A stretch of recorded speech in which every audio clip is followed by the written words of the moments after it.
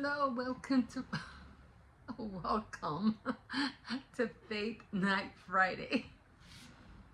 You gotta excuse my dentures; they always get in the way. Okay, anyway, thank you for joining me. Thank you for being here. I had to make a cup of coffee. I'm like dozing off already. I'm like, my grandson already is knocked out. I'm like, I'm ready to do the same thing. I just want to go to sleep. But I said, no, I didn't. I already put off doing Faith Night Friday last week, and I didn't want to miss out tonight. And it's actually nighttime outside.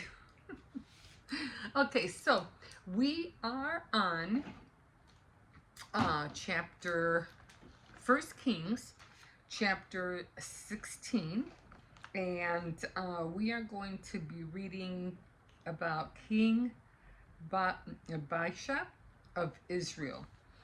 Now, again, if you read these, all these stories, starting from Samuel, was it? From Samuel. Wait a minute, Joshua. I'll say from Samuel, because I think that's where I start reading about David. So if you start reading from Samuel, First Samuel, that's where it comes. I don't think I've read Judges yet. I might have, but I don't remember. But I know I did begin reading in Samuel. And that's where you start finding about Saul and how King David became, and of course about Elijah and Eli. So yeah, I never read about Ruth. David becomes king. Okay, and then Saul. And that was when, yeah, Samuel's birth and so forth. Okay, so, and that's where you start reading about, again, Saul, and then how King David became King David. Okay, so, and as you know already in Kings, King David already had died, so he's passing on the baton, if you want to call it that way, to be leader of Israel to his sons. Now, already some of his sons already had committed various of sins, and some of them were already taken out or killed, especially because of is it Samson? No, not Samson.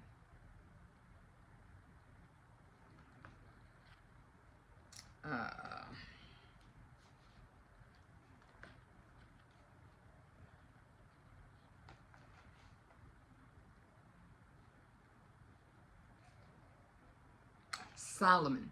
Okay, because Solomon was one of David's son, and of course he took over, and again God granted him wisdom, a lot of wisdom, so much of it only because he asked Solomon, what is that you want, and I'll give you whatever you want, just ask. And he goes, I don't want anything, I just want all the wisdom that there is. And he said, well, you know what, because you just asked for that, I'm going to give you wisdom, and I'm going to give you even more than that. And I didn't know this, that Solomon wrote Psalms and Proverbs. I did not know that. And I was like, oh, okay. No wonder it was so pinpointed and directed of how we should live. And it was because he wrote what do you call it, Solomon wrote those two chapters. Okay, so right now we are on First Kings, and we're just going to jump in. I'm just going to start reading, okay? It's kind of long, but not that long. But so I'm just going to start reading. So the Lord spoke to the prophet Jehu, son of Hananiah, and gave him this message for Baasha. You were a nobody. The fan. Let me get a pencil. Okay. He goes, you were a nobody, but I made you the leader of my people Israel. And now you have sinned like Jeroboam and have led my people into sin. Their sins have aroused my anger, and so I will do away with you and your family just as I did with Jeroboam. Any members of your family who die in the city will be eaten by dogs, and any who die in the open country will be eaten by vultures. Everything else that Baasha did and all his brave deeds are recorded in the history of the kings of Israel. Baasha died and was buried in Tirzah, and his son Elah succeeded him as king. That message from the Lord against Baasha and his family was given by the prophet Jehu. Because of the sins that Baasha committed against the Lord, he aroused the Lord's anger, not only because of evil he did, just as King Jeroboam had done before him, but also because he killed all of Jeroboam's family. King Elah of Israel, in the 26th year of the reign of King Asa of Judah, Elah, son of Baasha, became king of Israel, and he ruled in Tirzah for 2 years. Simri, one of his officers who was in charge of half of the king's chariots, plotted against him. One day, Tirzah, Elah was getting drunk in the home of Arsa, who was in charge of the palace. Simri entered the house, assassinated Elah, and succeeded him as king. This happened in the 27th year of the reign of King Asa of Judah. As soon as Simri became king, he killed off all the family members of Baasha's family. Every male relative and friend was put to death. And so, in accordance with the Lord had said against Baasha through the prophets Jehu, Simri killed all his family of Baasha because of their idolatry and because they led Israel into sin. Baasha and the son of Elah had aroused the anger of the Lord, the God of Israel. Everything else that Eli, I can't pronounce that, is recorded in the history of the kings of Israel. King Simri of Israel. In the 27th year of the reign of King Asa of Judah, Simri ruled in Tirzah over Israel for 7 days. The Israelites troops were besieging the city of Gibbethon in Philistia, and when they heard that Simri had plotted against the king and assassinated him, then and there they all proclaimed their commander Omri, king of Israel. Omri, I think it's Omri, and his troops left Gibbethon and went and besieged Tirzah. When Simri saw that the city had fallen, he went into the palace inner fortress, set the palace on fire, and died in the flames. This happened because of his sins against the Lord. Like his predecessor, Jeroboam, he displeased the Lord by his own sins and by leading Israel into sin. Everything else that Simri did, including the account of conspiracy, is recorded in the history of King of Israel, King of Omri of Israel. The proud, the people of Israel were divided. Some of them wanted to make Tibni, son of Ginath, king, and the others were in favor of Omri.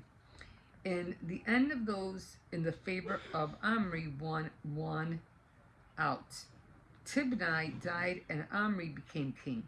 So in the 31st year of the reign of King Asa of Judah, Omri became king of Israel and he ruled for 12 years. That's pretty low. And you know how they used to rule like 40 years? 12 years. The first 6 years he ruled in Tirzah, and then he bought the hill of Samaria for 6,000 pieces of silver from a man named Shemer. Omri fortified the hill, built a town there, and named it Samaria after Shamir, the former owner of the hill. Omri sinned against the Lord more than any of his predecessors.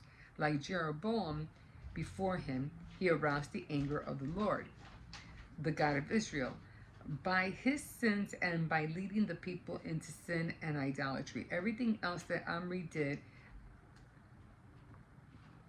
and all his accomplishments are recorded in the history of kings of Israel. Omri died and was buried in Samaria, and his son Ahab succeeded him as king, King Ahab of Israel. In the 38th year of the reign of Asa of Judah, Ahab, son of Omri, became king of Israel, and he ruled in Samaria for 22 years. He sinned against the Lord more than any of his predecessors. It was not enough for him to sin like King Jeroboam. He went further and married Jezebel, the daughter of King Ethbaal of Sidon, and worshiped Baal, which is kind of like the devil, right? And he built a temple of Baal in Samaria, made an altar for him, and put it in the temple. He also put an image of the goddess Asherah. He did more to arouse the anger of the Lord, the God of Israel, than all the kings of Israel before him. So these people were always getting God upset and angering him. And they were constantly doing that. And it just, I mean, before they just used to turn away from God and not obey him. But now they're including other idolatries and other and making other statues, other ungodly statues, and worshiping them. So it's getting, like worse and worse and worse. It kind of sounds familiar, even in this age we're in. So during the reign, Hiel from Bethel rebuilt Jericho. And as the Lord had foretold through Joshua, son of Nun, Hiel lost his older son, Abram, when he laid the foundations of Jericho. And his youngest son, Segub, when he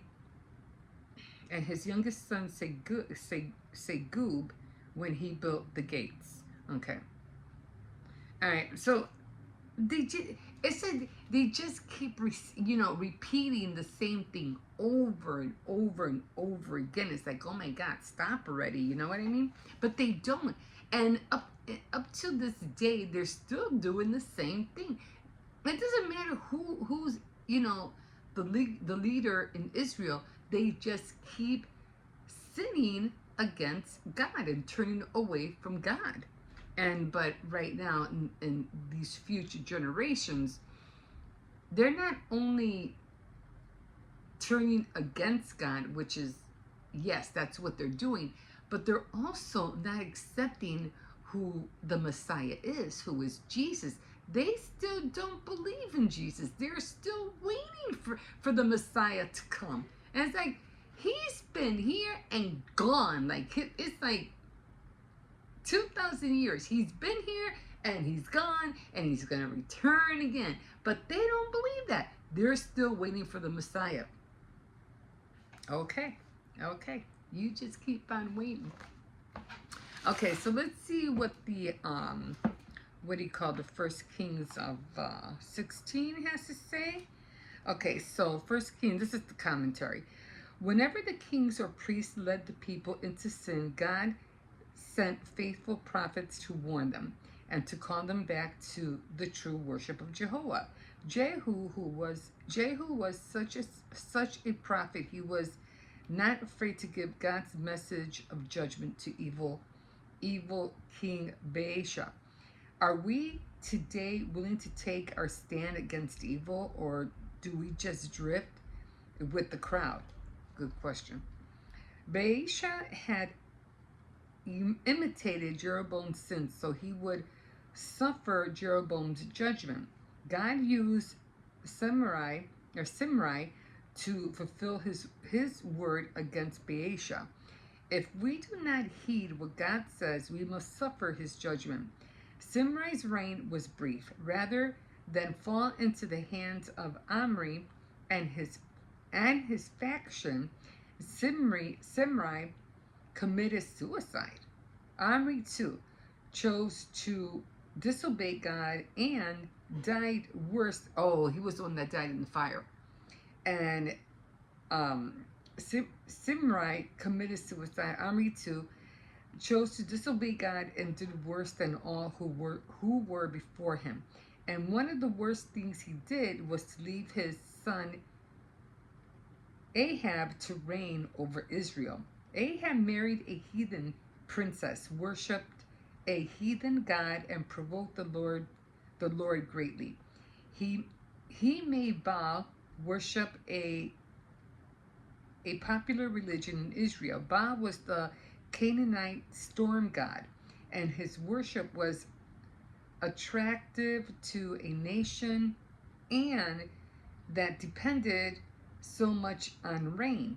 Besides, the rituals involved temple prostitutes and that appealed to the baser appetites of the people.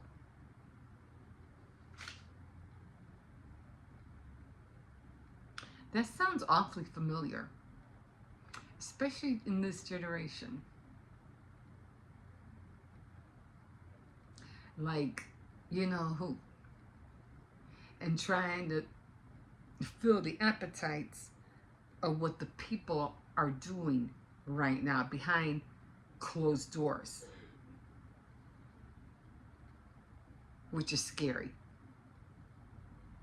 And then they're trying to run with it because they don't want to get exposed, or they're prisoning people or firing people or turning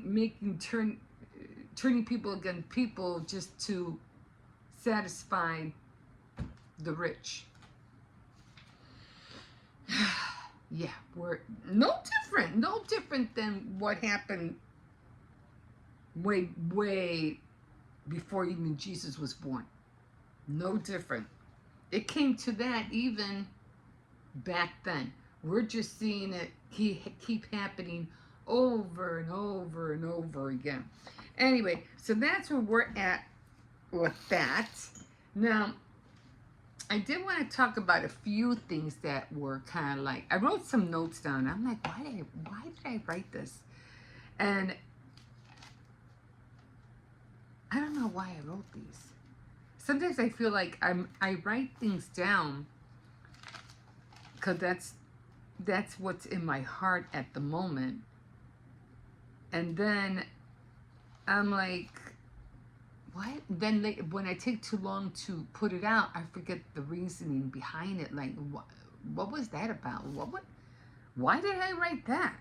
But then I have to ponder and say, okay, oh, I know why I wrote that. Okay, got it.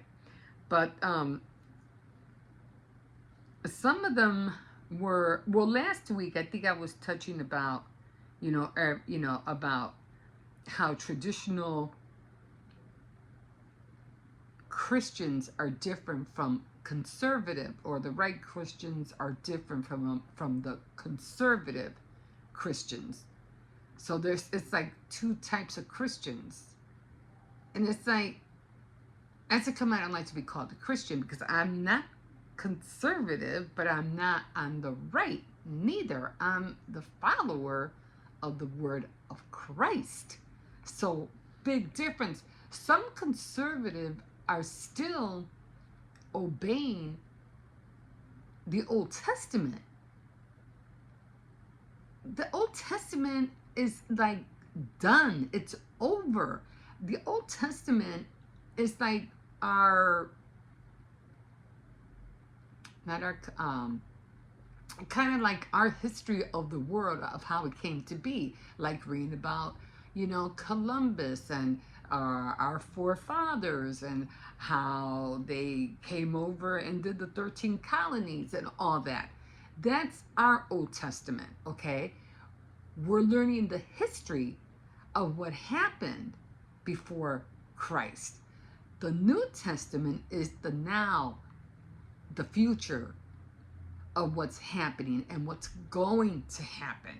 So, but some conservative are still leaning towards following the rules of the Old Testament.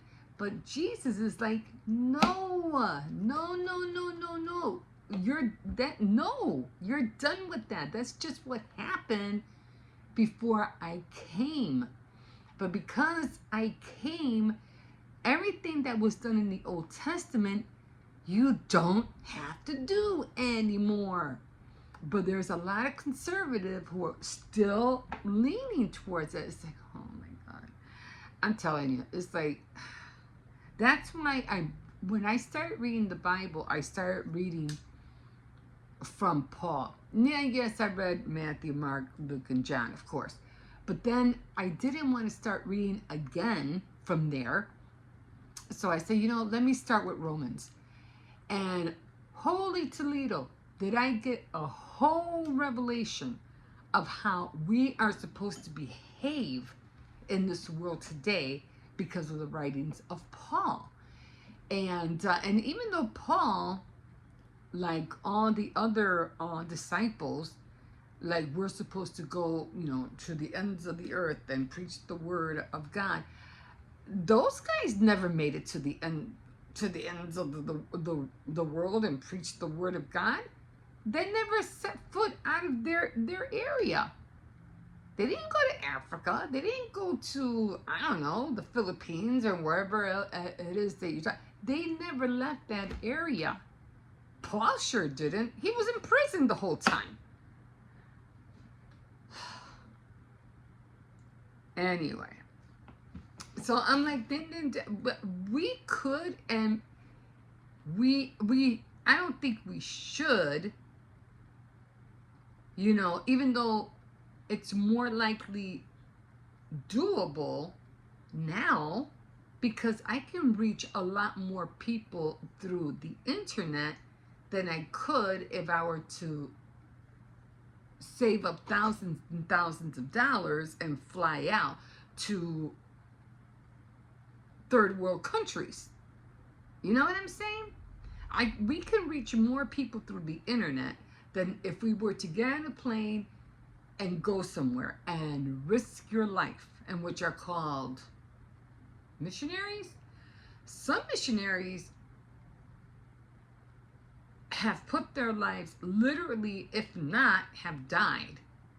Because even though they meant good, even though they went out and tried to share the word of God, they weren't protected by God. Because again, they were not sharing really the New Testament. They were going by the Old Testament.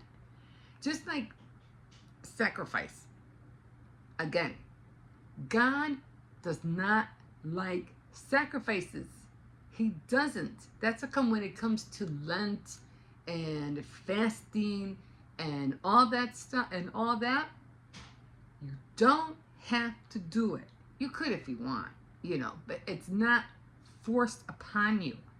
And you really don't have to, because the ultimate sacrifice was already done. And that's what God is telling you. You don't have to sacrifice. I already sent my son to do it. So there's no reason for you to sacrifice anything. But people still want to follow the Old Testament.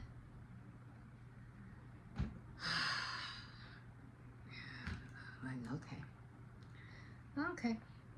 I'm not saying not to fast. If you wanna fast, for one, you can't tell anybody you're fasting, because that's in the Old Testament. No one's supposed to know. That's only between you and God. So you can't say, well, I'm fasting for so and so many days because I want to get closer to the Lord. Well, guess what? Because you already said it, it's not eligible no more. I mean, it's not going to work on your behalf anymore, because you already got your reward. You already said what you were going to do. Oh, you're going to fast. Oh, you're such a good person. Oh, God bless you. Well, you just got your reward. Because that's something that's supposed to be between only you and God, not nobody else. But people want to go around like they did in the Old Testament, looking so sad, looking like they haven't eaten for ages, and it's because I'm fasting, I'm looking all like they're acting like they're all holier than thou because they're fasting. God doesn't like that. He doesn't like that at all. Because every time you do that, He's saying, you want to know what? You already got your reward. You already got the gloating from the gloat that you just put out so that people can admire you because you fasted. Anyway. So there was more things I want to talk about. I'm not even sure, like I said.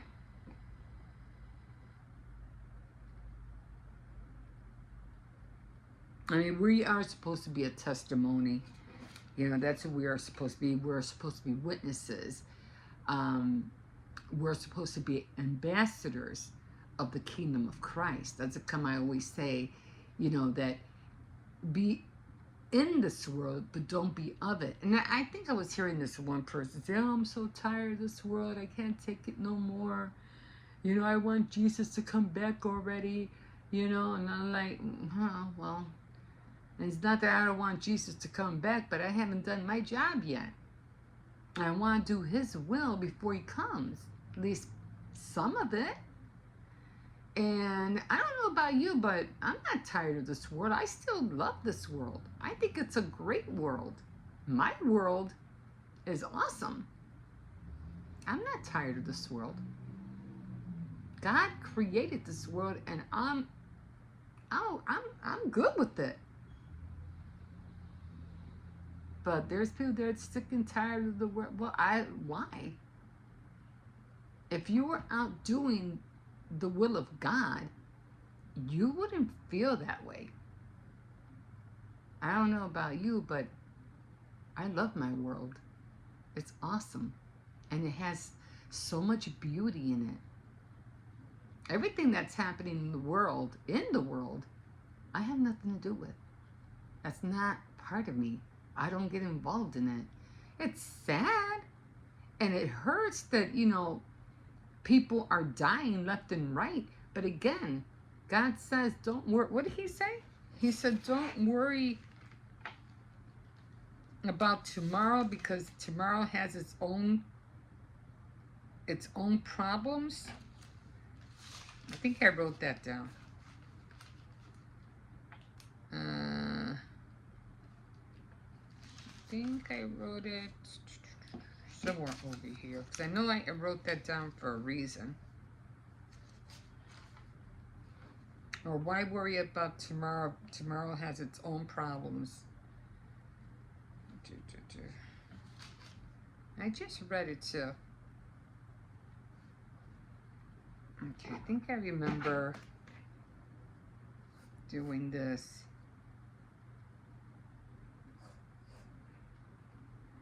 Okay. I think I did talk about college being free. Um,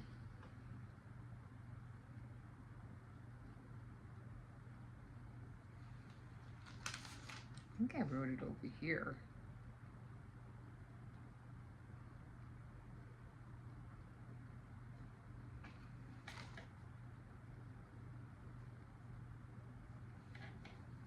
Oh, do not worry about tomorrow, for each day has its own troubles of its own.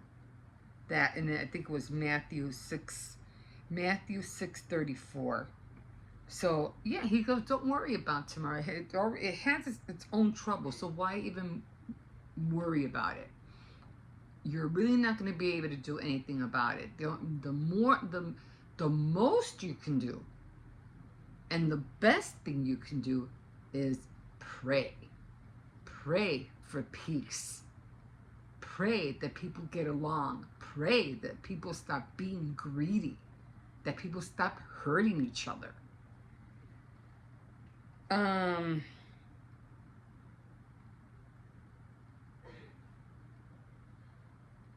Oh, the other thing I think I wanted to mention, I'm just gonna do this so I'll know that I already spoke about it. Oh, so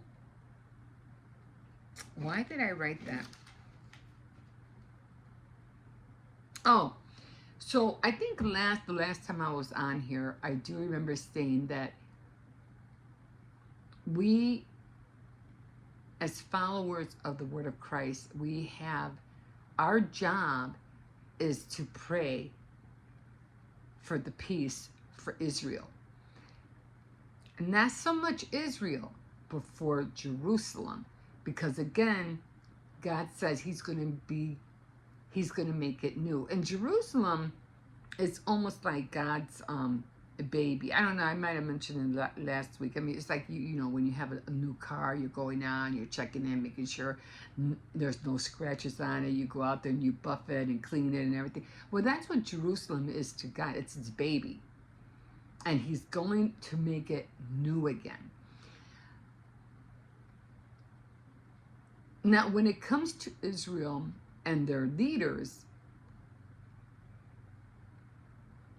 till this day, we're still seeing the leaders of Israel turn their back on God, still sinning against him, making the people of Israel sin too. So, I already read it. They did it back then, and they're still doing it now. But as those who are following the word of Christ, God says to pray for peace for Jerusalem. He didn't say really Israel, but he said Jerusalem. But because Jerusalem is in Israel, we need to pray for Israel as well. And yeah, but oh, look at what they're doing. They're killing people, and they're doing genocide to the Philistines, or and all that, and Palestine and all this. Yeah, I understand that. I understand. Yeah, you're right, and we should be angry. It's devastating. But and yet you want to pray for Israel? I understand.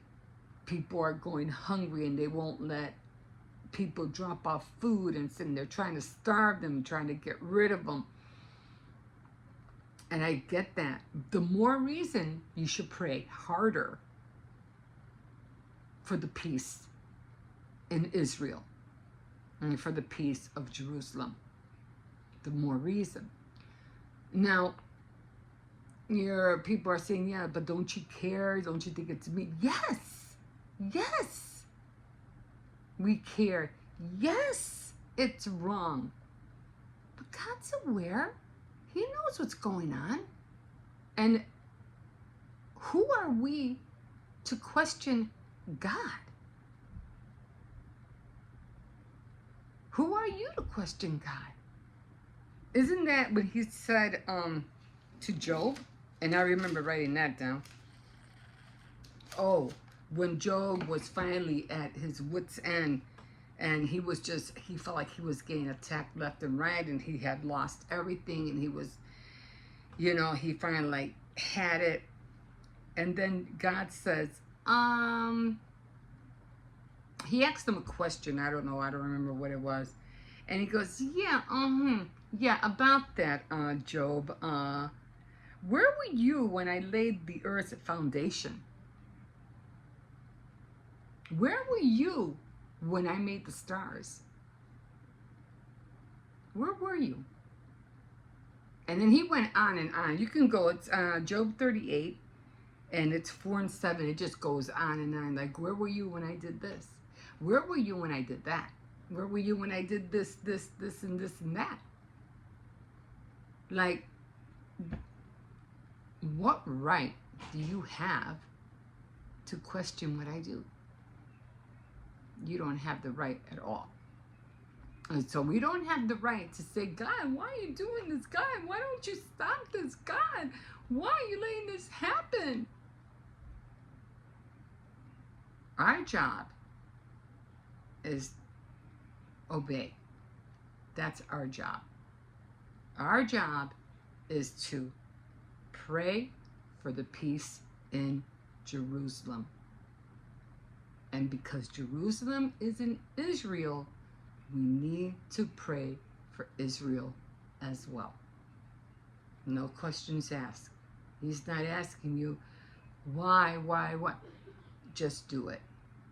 There's a reason why he wants you to do it. So just do it. Don't ask questions.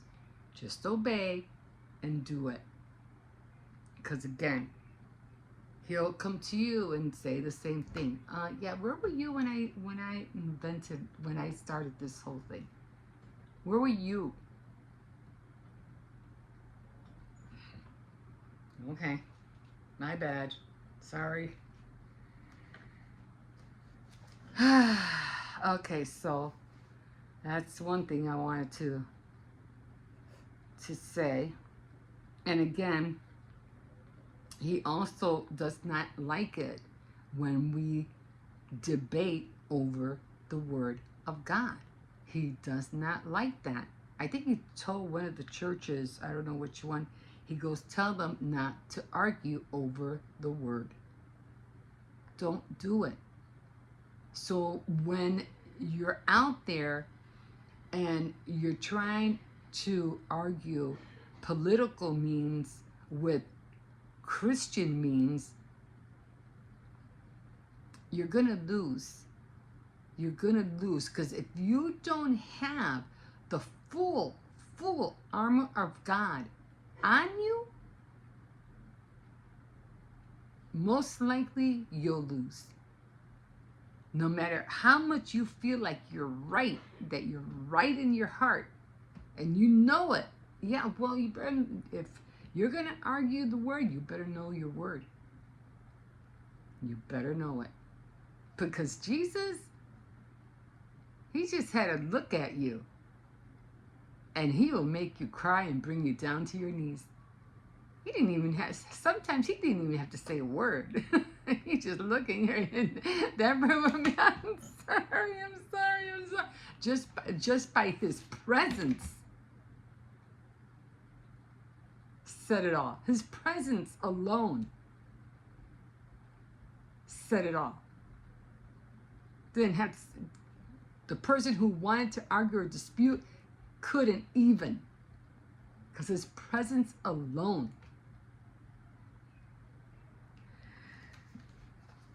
And I was watching this one, I think it was some kind of podcast or something like that, and somebody was interviewing these kind of like political, or I don't know what they, influencers. And one of them, which I thought was pretty good, I listened to him because he made me laugh. Some of the things he was saying, he was on, on the Lord's side, but he didn't have it all. He did not have the full armor of God, and he lost. It was painful to see. because he didn't know what else to say. And I was like, man, come on, dude. You were supposed to know it all. You were supposed to get in there and fight and tell them how wrong they are. And you failed. You failed. Like, why? I was rooting for you. You failed, man. You failed. It hurt. It hurt. It hurt to see it, man. It really did hurt. Not that I won't watch him again. I will. But it hurt to see that he couldn't give it to him. Or them. I think it was 2 girls or something like that. I forgot. It was hard. You have to remember, we are not spirit, we are spirit led. We're not led by the flesh. And when people are being led by the flesh and they think they know, you don't know. Because you don't have the spirit. You're not being led by the spirit. And if you're letting the flesh lead you, you're going to lose too. Again, God's people, they get their wisdom not from the world. They get their wisdom from God. James 1:5. And what does it say? The beginning of knowledge is the fear of the Lord. The beginning of wisdom is the fear of the Lord.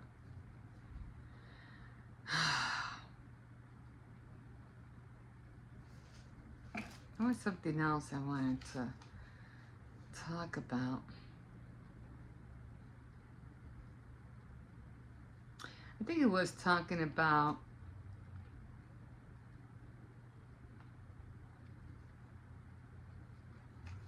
well, this has nothing really to do with, maybe I'll just leave this for Tea Time Tuesday, because I have that going on. So I'll leave that for Tea Time Tuesday if you want to hear me. It was about, like we have our Congress and we have people speaking on the floor, and they kind of like seem to stammer when they talk, like they're scared to ask questions. And what I was watching when I think the president went to the UK to meet up with Prince Charles and Camilla, and when they were asking, I forgot what he was called, I don't know what he was, and I noticed some of their speakers were asking Trump questions, but they weren't stammering. They were upright asking questions. And they were like, But here, we seem to stammer like if we're scared that we might ask him the wrong questions. It's like, why do you guys do that? I don't know. But we seem to stammer a lot. And if they stammer, they're lying. I mean, here, like Caroline Levitt and what's her name, Bondi, when they stammer, it's because they're lying. So, but I think the other big thing that I really wanted to touch on is the rapture. Now, I know I've been on here for a bit, but now the rapture hurts me because people are like taking that very lightly. Like, I'm pretty sure, you heard this one prophet said that the rapture was going to happen on so-and-so day, and it didn't happen. And people were selling their houses, selling cars, giving things away, and blah, blah, blah. And I think it was on a platform, and I'm like, we won't be seeing you on that platform anymore then, huh? But see, the rapture is nothing to joke about. It's not funny. It's not to be taken lightly. See, what people don't understand about the rapture is like, yes, it's going to be a glorious event when it happens. And it's going to come like God said, like a thief in the night, where nobody, not even Jesus is going to know when it happens. Because if he did, he'd probably warn us. Not even my son knows when it's going to happen. All these people are going to be raptured up and meet with the Lord in the sky. That's going to be awesome. I guess that's why he says, why are all these people here? Where all these people come from? But you have to remember, when the rapture happens, a lot of people are going to die too. Hundreds are going to be caught up, but hundreds are going to die on that day. Planes crashing into buildings, planes, jets falling on highways, people getting hit by cars because there's nobody behind the wheel, trains derailing, car pileups because there's nobody behind the wheels. There's going to be utter chaos. There's going to be houses that are going to be blown up because a plane just dropped on it. Families are going to be in there. I mean, to me, I think the only really I would see as maybe you might be able to get away, you might be able to be a little bit safe, and that's if you're on a cruise ship on that day, when that day happens. It's a 50% chance that you might make it.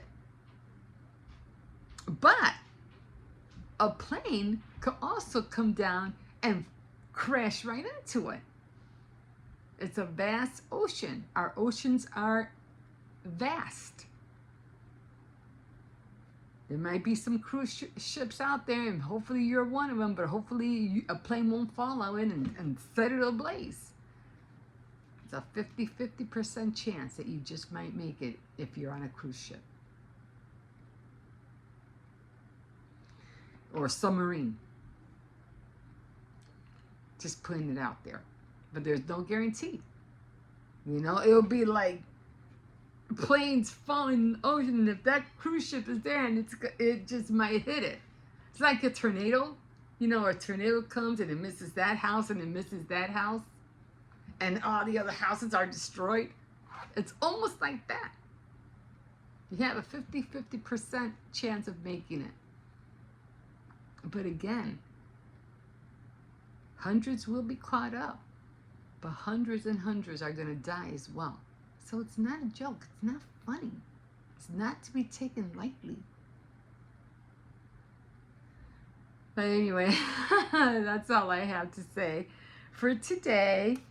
And I think I did want to touch up on something. Oh, something about what came first, the chicken or the egg. I don't know why I wrote that. I would say the egg, because everything comes from a seed, right? And so then I was thinking about evolution, and because you know how they say that evolution, we all came from apes, right? And I said, well, if we all came from apes, evolution evolves. It's not the same with the chicken and the egg, because there will always be a chicken. It doesn't evolve into something different.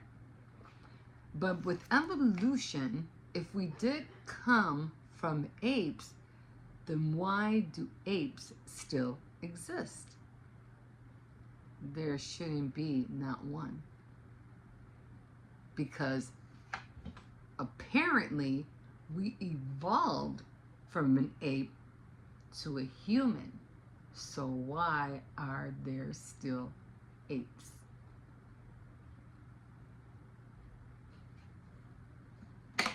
Something to think about, right? There shouldn't be any apes. We still got them. They shouldn't exist. Anyway, guys, thank you for joining me today, and I'll try to get these names more. I'll try to pronounce them a little bit more, but I still have a lot more that I want to talk about, but I've already been on here for 49 minutes. Okay, guys, thank you for joining me tonight. And we'll see you next time on Faith Night Friday. Have a good night. Bye.